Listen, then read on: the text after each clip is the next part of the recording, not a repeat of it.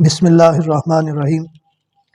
الصلاۃ والسلام علیک یا رسول اللہ وعلی آلک و اصحابک یا سیدی یا حبیب اللہ۔ معزز سامعین و ناظرین، آج ہمارا موضوع زکوٰۃ کے حوالے سے، صدقہ فطر کے حوالے سے، زکوٰۃ کی قسم صدقہ فطر کے حوالے سے ہے۔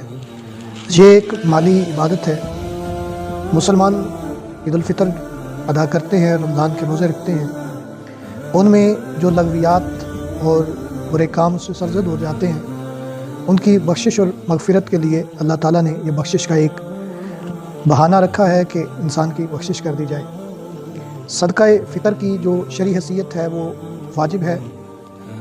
صدقہ فطر عید کے دن صبح صادق ہوتے ہی صدقہ فطر واجب ہو جاتا ہے۔ یہ ہر شخص پر واجب ہے، مال پر نہیں۔ لہذا اگر کوئی بندہ مر گیا تو اس کے مال سے صدقہ فطر ادا نہیں